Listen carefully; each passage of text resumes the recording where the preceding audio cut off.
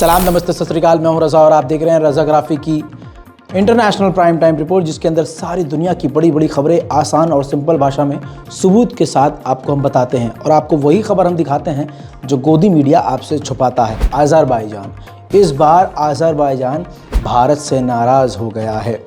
काफ़ी बड़े बयान दिए हैं। बयान में धमकी भरा लहजा आज़रबाईजान ने इस्तेमाल किया है। आज़रबाईजान ने सीधा सीधा भारत को बड़ी बड़ी बातें बोल डाली हैं।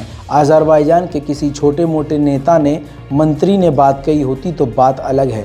आज़रबाईजान के राष्ट्रपति इल्हाम अलीयव ने जो बातें खुद कह दी हैं, इसलिए ये एक बड़ा मुद्दा बन गया है। सिंपल तरीके से बताता हूँ मामला है क्या, शुरू से बताता हूँ। भारत और आर्मीनिया के बीच में एक डील हुई है, हथियारों की डील, जिसमें भारत 2000 करोड़ के हथियार आर्मीनिया को देगा और आर्मीनिया हथियारों को इकट्ठा कर रहा है, कई देशों से हथियार खरीद रहा है। और आप जानते हैं आर्मीनिया और आज़रबाईजान के बीच आए दिन झड़प चलती रहती है। अभी आपके दिमाग वो तस्वीर नहीं भूल पाए होंगे जब आर्मीनिया और आज़रबाईजान नारगोनो काराबाग में खून की होली खेल रहे थे। आए दिन आज भी झड़प होती रहती है। आर्मीनिया को हथियारों की कमी हो रही है। इसी बीच में 2000 करोड़ की डील हथियारों की मोदी सरकार ने आर्मीनिया से कर ली है, जिसके चलते हुए काफ़ी घातक मिसाइल और रॉकेट समेत कई तरह के हथियार भारत आर्मीनिया को देगा। इसी पर आज़रबाईजान बुरी तरह से भड़क गया है। आज़रबाईजान के प्रेसिडेंट ने क्लियर कट कहते हुए ये बात कह दी है कि भारत का ये कदम गैर दोस्ताना है। भारत को हम अच्छा मित्र समझ रहे थे, लेकिन भारत ने हमारे खिलाफ कदम उठाया है, ये उसके लिए सही नहीं है। हमारे रिश्ते इससे बिगड़ सकते हैं। साथ में आपको ये भी बताना ज़रूरी है, आज़रबाईजान के प्रेसिडेंट ने आगे ये भी ऐड कर दिया कि दुनिया से कोई भी हथियार आर्मीनिया ले ले, बड़े से बड़े हथियार जैसे अभी भारत से लेने वाला है, मगर हमसे वो बच नहीं सकता।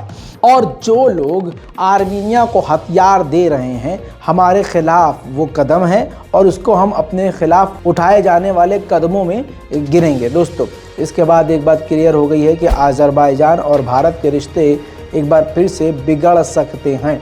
आपको बता दूं कि तुर्की, आज़रबाईजान और पाकिस्तान एक साथ हैं। इस वजह से भारत ने तुर्की या किसी और से डील न करके हथियारों की डील आर्मीनिया से करी है। दोस्तों, इस पर आपका क्या कहना है? आपकी राय बेहद ज़रूरी है, नीचे कमेंट करना मत भूलिएगा। उधर अमेरिका चाइना को जहां जापान के साथ, ऑस्ट्रेलिया के साथ मिलकर घेरना चाहता है, उधर मौके पर चौका मारने की कोशिश उल्टा चीन कर रहा है। अर्जेंटीना में अपना नेवल बेस बनाना चाहता है, जिसका प्रेशर डाल रहा है अर्जेंटीना पर। अगर अर्जेंटीना में अपना ये एक बेस खोल लेता है तो अटलांटिक महासागर तक उसकी घुसपैठ हो जाएगी और पूरे अटलांटिक महासागर तक उसकी नज़र बन जाएगी। ये दुनिया के लिए और ख़ासकर अमेरिका और यूरोप के देशों के लिए बड़ा ख़तरा बन जाएगा। उधर पाकिस्तान की बात बता दूं तो पाकिस्तान के शहबाज शरीफ ने एक रिपोर्ट जारी करी है, जिस रिपोर्ट के अंदर बताया है कि आज से पहले तक अफ़गानिस्तान पैसों की, डॉलर्स की तस्करी हुआ करती थी, जिसकी वजह से आज पाकिस्तान में पैसे, नोट्स, करेंसी ख़त्म हो चुकी हैं। दोस्तों, और शहबाज शरीफ ने ये कहा है कि इस मुद्दे को लेकर हम तालिबान से बात करेंगे, क्योंकि पाकिस्तान की करेंसी और पाकिस्तान की जमा पूंजी तस्करी करके अफ़गानिस्तान पहुंचा दी गई है। शहबाज शरीफ शायद नशे में हैं, उनको ये नहीं पता कि तालिबान पैसा देने की बजाय सर में गोली दे देगा। दोस्तों, पाकिस्तान के हालत देखी नहीं जा सकती।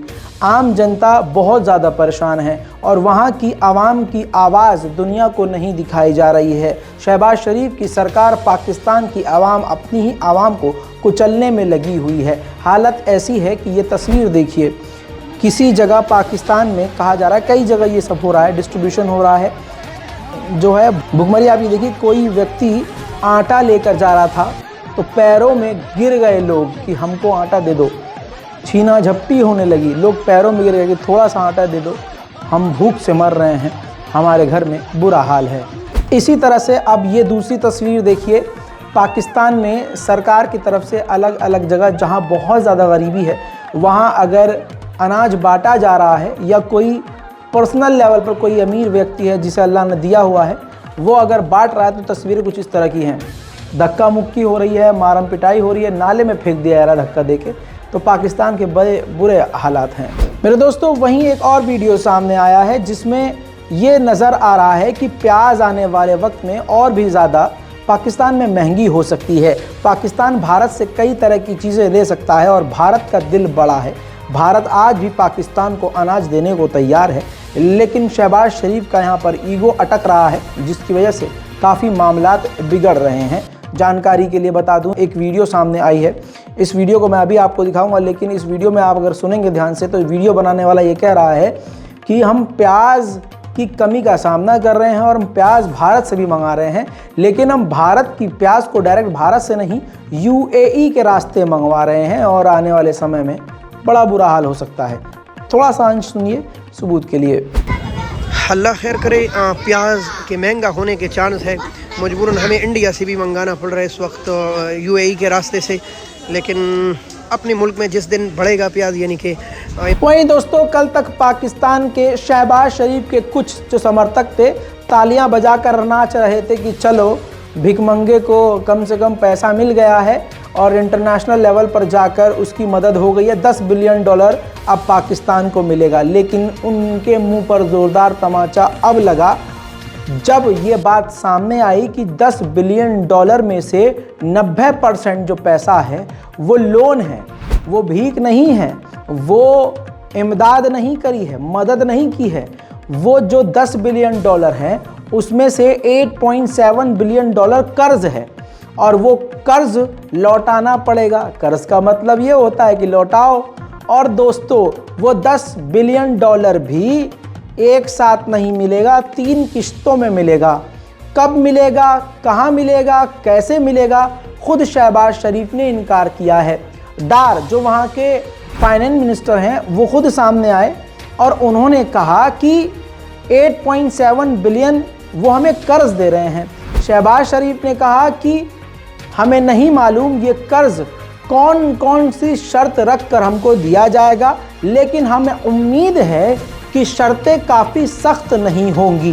तो यानी पाकिस्तान को मदद तो मिली है लेकिन वो मदद नहीं है, असल में वो कर्ज है। कर्ज में पहले से ही डूबा हुआ है पाकिस्तान और अब और ज़्यादा डूब जाएगा और 3 किश्तों में वो कर्ज के पैसे मिलेंगे और जिनकी शर्तें सख्त हो सकती हैं। ये डर शहबाज शरीफ की सरकार को खुद भी है। चलिए दोस्तों अब मैं आपको पेरू का अपडेट दे दूं। पेरू वही जिसके बारे में आपको बताया था कि राष्ट्रपति मिलिट्री कूप करना चाह रहा था तो उसको गिरफ्तार कर लिया और उपराष्ट्रपति जो महिला हैं उनको राष्ट्रपति बना दिया, जिसके बाद उनके खिलाफ, उस महिला राष्ट्रपति के खिलाफ विरोध प्रदर्शन शुरू हो गया। ताज़ा तस्वीर आपके सामने चल रही है। आज भी हिंसक प्रदर्शन चल रहे हैं लेकिन हम आपको हिंसा वाली तस्वीर नहीं दिखा सकते हैं। अभी भी विरोध प्रदर्शन ऐसे चल रहे हैं कि अब तक की जानकारी ये है कि अब तक 49 लोगों की मौत हो चुकी है और हज़ारों घायल भी हो चुके हैं। वहीं दोस्तों श्रीलंका से डराने वाली, हिला देने वाली खबर आ रही है, ध्यान से सुन लीजिए। श्रीलंका में भी फाइनेंशियल क्राइसिस आ रखे हैं, यानी बहुत ज़्यादा पैसों की किल्लत हो रही है। तो श्रीलंका की सरकार ने ऐलान किया है कि हम 2030 तक अपनी सेना को आधी कर देंगे, यानी अभी उनकी सेना में लगभग 2 लाख फौजी हैं। तो 2030 तक या उससे पहले इस 2 लाख की सेना को तोड़कर 1 लाख कर दिया जाएगा, कम कर दिया जाएगा। यानी देश की सुरक्षा भी पूरी तरह से खतरे में पड़ जाती है अगर देश में धर्म की राजनीति खेली जाती है। ये वही श्रीलंका है जिसके राष्ट्रपति और सरकार ने बहुसंख्यकों के हाथ में सत्ता दे दी थी और पूरे देश का बंटाधार करने में उन्होंने समय नहीं लगाया। जनता उस वक्त तो तालियां बजा रही थी और सरकार के समर्थन में थी, लेकिन जब जनता पर असर पड़ना शुरू हो गया तो जनता ने ही सरकार पर हमला बोल दिया। और वो तस्वीरें आप पहले ही देख चुके हैं कि राष्ट्रपति भवन से लेकर सरकारी इमारतों में तोड़फोड़ की गई और राष्ट्रपति को देश छोड़कर भागना पड़ा झोला उठा के।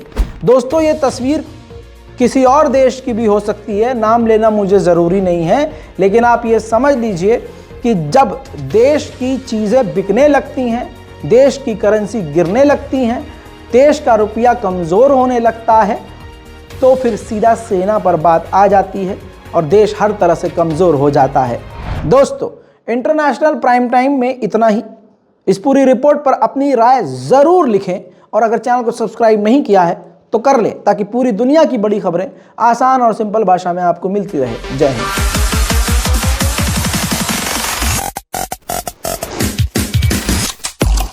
तेरा बाप आया।